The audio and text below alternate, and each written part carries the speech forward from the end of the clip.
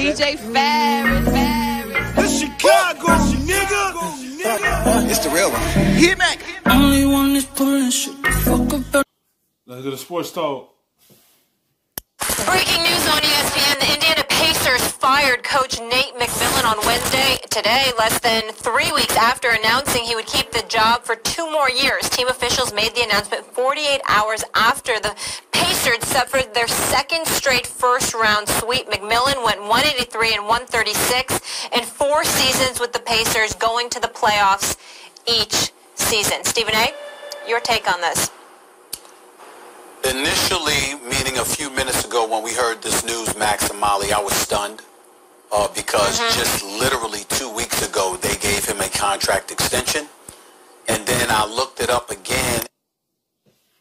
You always got to look between the lines.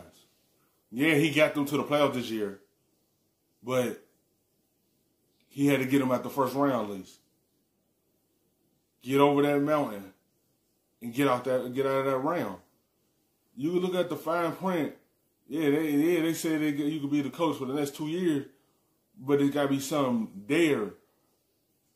And when you don't got the first round for the last, I think 5 years they've been in, and they've been getting out to the first round the last 3 years out of there, I think, and they can't get in the first round, organization's going to look somewhere else and find a coach that's going to be able to get this team to start playing better in the playoff and get deep in the playoff. Also, the next coach that come in, he got a solid team this year, but he had to hope everyone be healthy. Victor came into this bubble knee soreness, and he wasn't going to play at first because he wasn't healthy, but he said he's just going to play through it to help his team. Then he got Sabonis that's been out, and he's a key component to this team. He got to have whoever come in and coach got to have the team next year, all next year, so they all could be together. And it was 1 year, and that put me in my NBA hat on. There have been many occasions throughout NBA history where you're giving a 1 year extension, so when you're pushed out the door, you at least are guaranteed some of that money, if not all of it, for that additional year to provide you a cushion so you're taken care of, even though you might be out of a job. You feel what I'm saying? And so what happened is that when we look at Nate McMillan, everybody knows that, like, he gonna get his money though. You know, he's gonna get another job somewhere else because he did a good job in Indiana.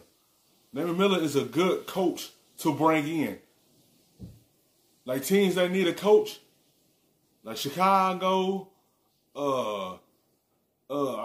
Philadelphia, like, if you bring him in, you getting a good coach. Because what he did with Indiana, the first year he got there, and he got Victor Oladipo and Sabonis there, and the team changed the corner, and that's what helped him keep this job in Indiana, because the good job he did with them. So if you bring him in, Philadelphia and Chicago, you getting a good coach. Take a look at Nate McMillan. I scream and holler, I go to hell off about the paucity of opportunities for African Americans, particularly on the executive level, in the NBA, where Masai Ujiri is African. He's black, but he calls his own shots. All the black folks that you see in executive positions in the NBA, I'm meaning GM, basketball operations, that kind of stuff, they don't get final say on these matters in a lot of situations, whereas Masai Ujiri does. So it's 1 of 9.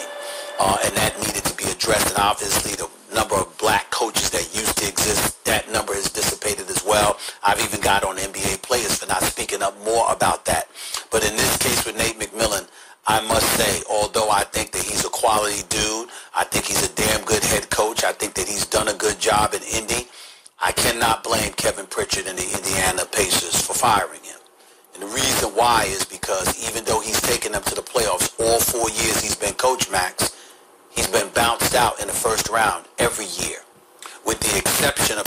See, you see when it happened like that again and again, you only had 1 year that you ain't had everyone together, and that was this season.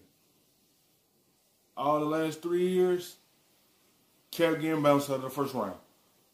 They don't want to just go to the playoffs. They want to make it to the semifinals. They want to make it to the Eastern Conference Finals and potentially make it to the finals. They want to go deep in the playoffs.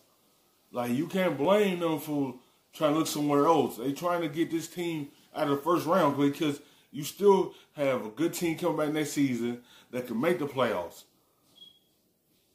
They trying to be one of the teams that be one of the top teams in the East and be able to go deep.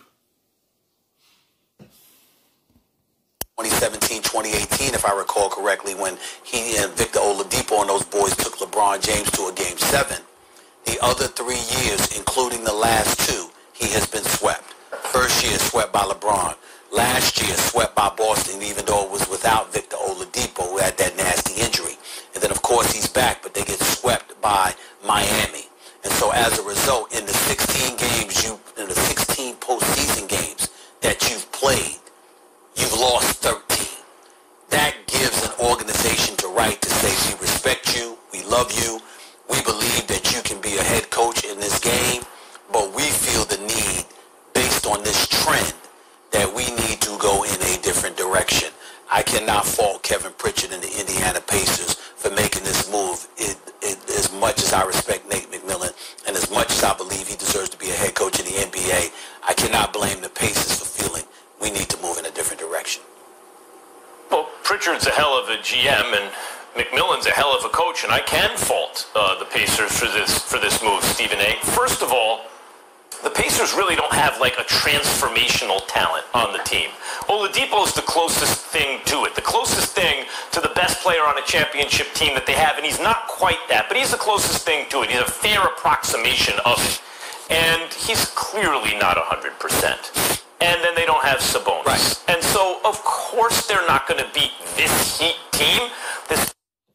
When you're going against a Heat team that's fully healthy, good defensive team, and then you come into the bubble not healthy.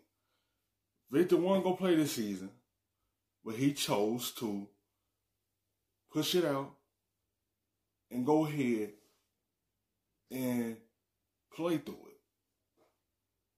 He didn't want to let the team down, so he wasn't 100%. Then you ain't had your other all-stars. Sabonis. Like, when you don't have a healthy team that's going against a team that have everyone, this is going to be the results. Victor started playing like himself at the last minute, and that was the game yesterday. Like, you see what he could do when he's at 100%. It was too late. Like, you could see him kick that gear up, but they was already on the verge of not beating Miami and keeping the playoff hopes alive. But when you don't have a healthy team, this is what the result is going to be. Pat Riley led, a Spoelstra-coached organization where you have Jimmy Butler and, we can go on and name all the players, the shooters, the defenders. The only thing they don't really have is size. But of course, they're not going to beat a LeBron James-led team, especially with Kyrie Irving and Kevin Love. They're not that good. And as good a job as the GM has done, he hasn't put together really a championship roster. Nate McMillan's one of the best coaches in the NBA, in my view. I think this has a lot to do with D'Antoni. You've brought it up. Hey, Fertitta's got to see D'Antoni really do something, or he could be made available. And they're saying, 1 year, this lines up. We're going to be in a position to make a run at D'Antoni, who they must feel is a better coach than Nate McMillan. But otherwise, I don't know why. By the way, there's going to be a hell of a coach in McMillan available for a team who needs one. But, Max, you got to remember, it would be one thing if they're saying he's a bad coach, we don't want him. Sometimes it's about we need another voice. We shouldn't be getting swept. We might have lost in the first round, but getting swept. Yes, sometimes some teams need a new voice. Some certain teams don't. But Indiana probably need that new voice. Whoever be that new guy coming in, he just got to have a healthy team. He have a playoffs team. He probably need one more piece to help Indiana get over that hump. That's what I feel like Indiana need. And healthy Victor Oladipo, I feel like, could help this team in the playoffs. but it's something that they missing.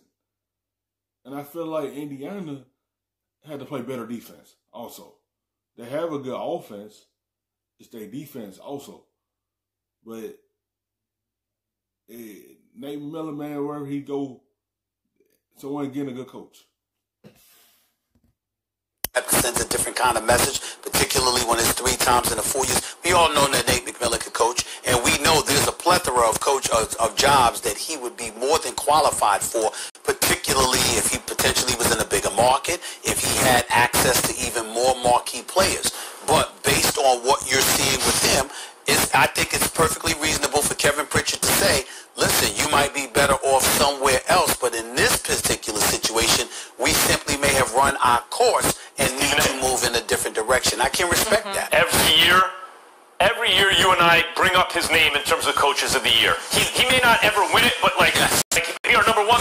But he's always met honorable mention, coach of the year every year. I'll leave him in a different situation. Thanks for watching ESPN on YouTube. For live streaming sports,